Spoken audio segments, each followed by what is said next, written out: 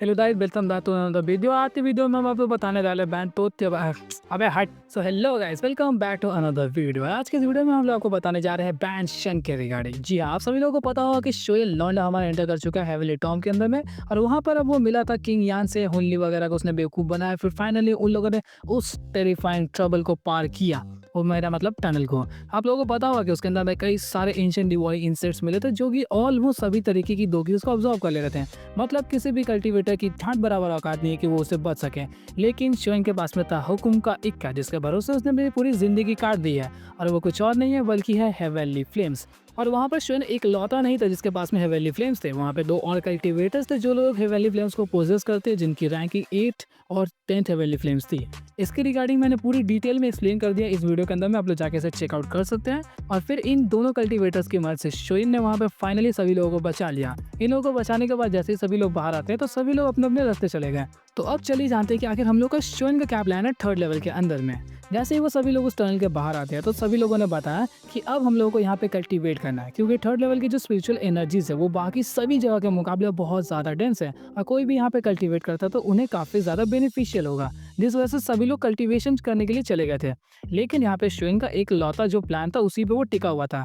Still अभी भी उसे जाना है शाओ शुआन की हेवनली टॉम के अंदर में। इसके रिगार्डिंग किंग यांग को ऑलरेडी पता था कि शोएन अपनी हेवनली टॉम के अंदर में जाएगा, जिस वजह से उसने अपने फेलो टीम मेंबर से पूछा। सबसे पहले उसने पूछा गूस जन से, तो गूस जन कहता है कि मुझे तो सिर्फ एक ही ऑर्डर दिया गया एल्डर टोंग शुआन के जरिए कि मेरा काम है बस और बस सुना को प्रोटेक्ट करना। इसके अलावा जब सेम बात गुवा से पूछी गई तो गुवा ने भी बताया कि मेरा भी काम है वही बॉडीगार्ड वाला, मुझे भी सुना को ही प्रोटेक्ट करना है। इसके साथ साथ वहाँ पे और भी जो दोनों कल्टीवेटर्स थे उन सभी ने डिसाइड किया कि अब हम लोगों के पास में कोई दूसरा ऑप्शन नहीं है, तो हम लोगों को शुनर के साथ ही जाना पड़ेगा। जिसके बाद इन लोगों की जो टीम थी अब वो और भी ज़्यादा पावरफुल बन चुकी है। और अब जब सभी लोगों के प्लान्स बन चुके हैं तो वो लोग वहाँ पे बैठ के टाइम क्यों वेस्ट कर रहे हैं, वो लोग अपने सफर में आगे बढ़ने लगते हैं। इसके बाद हम लोग को एक रात का सीन दिखाया जाता है जहाँ पर एक जगह पर आग जल रही थी और उसके आसपास में कई सारे कल्टीवेटर्स बैठे हुए थे और किसी मुद्दे पर डिस्कशन कर रहे थे, और ये कोई और नहीं था बल्कि हम लोग का शोएन का ग्रुप था। उसी बीच वहाँ पे शोएन सोचता है कि हम लोगों ने काफी लंबा सफर तय किया, और इस लंबे सफर के अंदर में हम लोगों ने कुछ ऐसी एनर्जी स्पिरिट्स का सामना किया जिनकी पावर्स बहुत ज्यादा टेरिबल लेवल पर थी।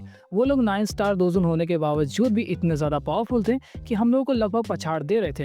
अगर कोई भी 9 स्टार डोजन वाला एनर्जी स्पिरिट हमें नजर आता और वो इकलौता होता तो हमें उतनी प्रॉब्लम्स नहीं होती, लेकिन ये लोग यहाँ पे झुंड में रह रहे हैं। लिटरली 6 से 7 एक साथ हम लोग को इकट्ठे मिल जाते हैं, जिस वजह से हमारी टीम के ऊपर में काफी भारी ब्लैक ऐश हो रहा है और सभी लोगों को प्रॉब्लम्स फेस करनी पड़ रही है। और इन बातों को सोचने के बाद शेन वहाँ पे खड़ा होता है और कहता है कि मैंने अभी तक जो भी सफ़र किया वो काफ़ी ज़्यादा मुश्किल था। आप सभी लोगों का शुक्रिया कि आप लोगों ने मेरी इतनी मदद की, लेकिन इसके बाद का जो सफ़र है वो और भी ज़्यादा खतरनाक हो सकता है। क्योंकि शोएन ने इस चीज़ को नोटिस किया था कि वो लोग जैसे जैसे हेवनली टॉम के डेप्थ्स में जा रहे हैं वो जो एनर्जी स्पिरिट्स उनकी कल्टीवेशन भी डे बाई डे बढ़ती जा रही है, जिस वजह से वहाँ पे शोएन नहीं चाहता था कि बाकी के जो गू क्लैन के मेंबर्स है उनके ऊपर में किसी भी तरीके का खतरा है। जिस वजह से यहाँ पे शोएन ने कहा कि मैं चाहता हूँ कि आगे का जो सफ़र है मैं उसे अकेला ही पूरा करूँ। इस बात को सुनकर बाकी सभी लोग शांत तो थे, लेकिन उसी दौरान वहाँ पे गू किंग यान कहता है कि तुम्हें ये बात मुझसे नहीं बल्कि जाकर शूनर से कहनी चाहिए। यहाँ पे गू किंग यान एक्चुअली में उसे ताना नहीं मारा था, बल्कि वो बताना चाहता था कि यहाँ पर हम लोग सिर्फ और सिर्फ एक ही लड़की की वजह से आए हैं जो कि है शूनर, और शूनर तुम्हें छोड़ के नहीं जा सकती, जिस वजह से हम लोग भी नहीं जा सकते। तो तुम्हें अगर मनाना तो जाके शूनर को मनाओ, हमें नहीं।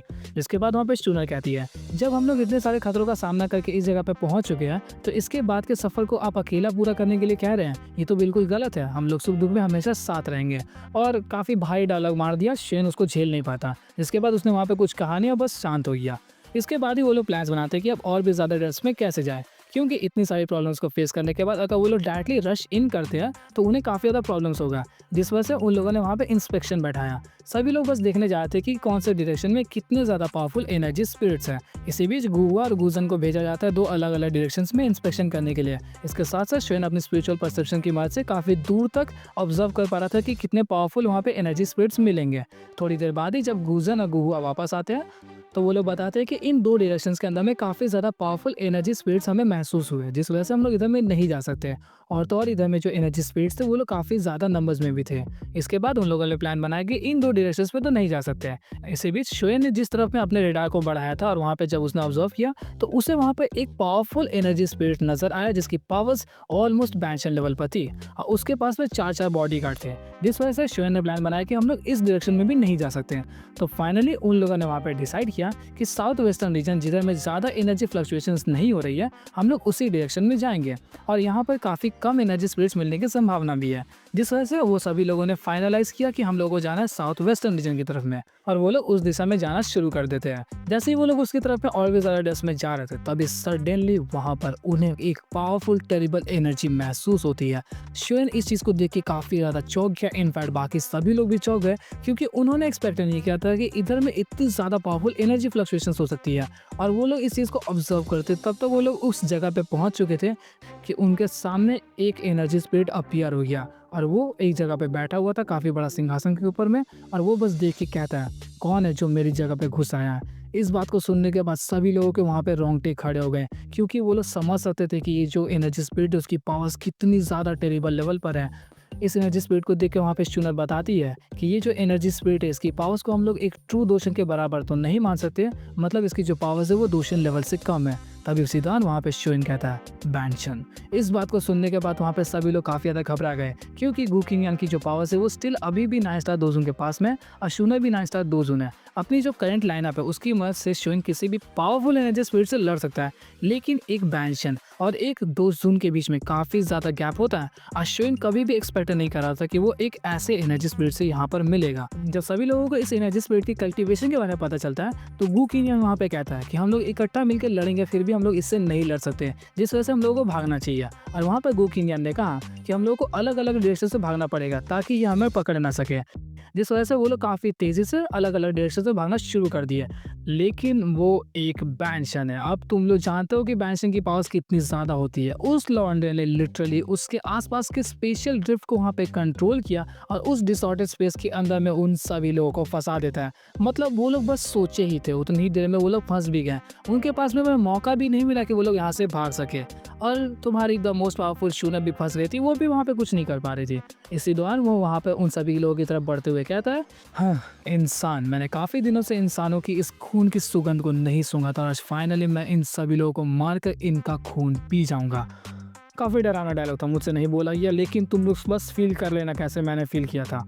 इस चीज़ को सुनने के बाद वहाँ पे लिटरली शोएन अब आगे सभी लोग ही फट गए थे, क्योंकि हमें कोई प्लान नहीं है कि हम लोग अपना अपना खून यहाँ पे तुम लोगों को डोनेट कर दे। जिस वजह से वो लोग बस सोच रहे थे कैसे निकले, सोच नहीं रहे थे, सीधा एग्जीक्यूशन पे आ गए। गू किंग ने काफ़ी तेज़ अपने अंदर से दोखी को रिलीज़ किया, जिस वजह से उसका जो रिसोर्सेज स्पेस था वो वहाँ पे टूट गया था। और सिर्फ गू किंग ने नहीं किया, यहाँ पर शोएन ने भी अपने फ्लेम मंत्र का इस्तेमाल करके अपनी तेज़ी से दोखी को सर्कुलेट किया, उस डिसऑर्डर्ड स्पेस को तोड़ दिया। इनफैक्ट शूनर ने भी अपनी गोल्डन हेवनली फ्लेम की मदद से उस डिसऑर्डर्ड स्पेस से वहाँ पे खुद को रिलीज कर दिया। इसके साथ साथ बाकी वो जो दोनों थे, तीनों थे, उनके साथ क्या वो डिटेल में डिस्क्रिप्शन नहीं था। इसके बाद ही उन लोगों ने प्लान बनाया कि अब हम लोगों के पास में भागने का कोई प्लान नहीं है, तो हम लोग लड़ेंगे।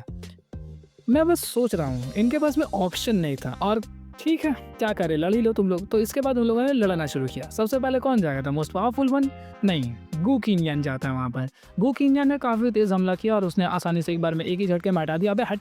उसके बाद जाती है शूनर, शूनर को भी हटा दिया, और शोएन को तो एक ही झटके में मारता लाफा, वो दो तरफ पीछे की तरफ मुड़ता है। इसके बाद उन तीनों ने भी एक साथ मिलकर हमला करने का ट्राई किया, बट स्टिल बैंशन तो बैंशन ही रहेगा, जिस वजह से उसने काफ़ी आसानी से सबको तोड़ दिया।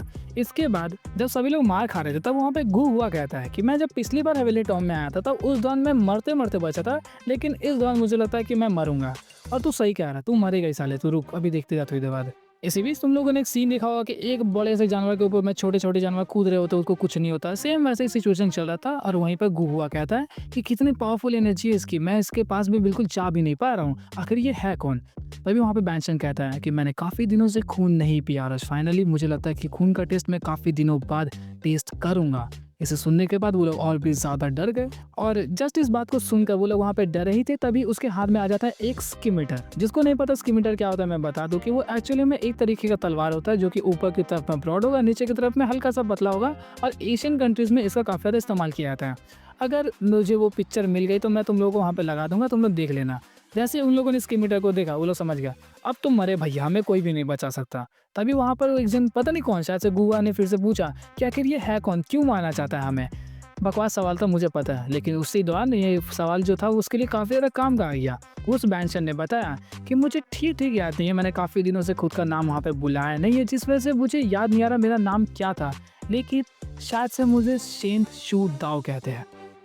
ठीक है, काफ़ी ज़्यादा कोल्ड डायलॉग था लेकिन समझ नहीं आ रहा। अबे तूने खुद का नाम नहीं बोला, मतलब खुद का नाम भूल गया, पागल-वागल है क्या? तुझे खून की प्यास लगी है, तुझे ये चीज़ याद है लेकिन खुद का नाम याद नहीं है। ठीक है, ऑफ टॉपिक जा रहे थे हम लोग, वापस टॉपिक पे आते हैं। उस स्कीमेटर को देखने के बाद जैसे ही इन लोगों को पता चलता है कि इसका नाम शू दाव है, तो पता करके भी इन लोगों ने कुछ खास नहीं उखाड़ा, क्योंकि उसके बाद भी उन लोगों की कुटाई हो ही रही थी। जब इस दौरान कुटाई हो रही थी तब श्वेन साइड में बैठ के बस उन लोगों की मारपीट देख रहा था। कैसे गू क्लैन वाले और उसकी बीवी, मतलब उसकी गर्लफ्रेंड कैसे मार खा रही है। वो बस सोचता है कैसे बचाया जाए। और तुम सभी को पता है कि सभी एमसीज के अंदर में एक क्वालिटी तो होती है, मरेंगे मरेंगे लेकिन सबको बचाएंगे। जिस वजह से श्वेन ने वहाँ पे प्लान बनाया, अब जो हो जाए मैं सबको बचा के रहूंगा। और श्वेन इस्तेमाल करता है अपना सबसे पावरफुल टेक्निक।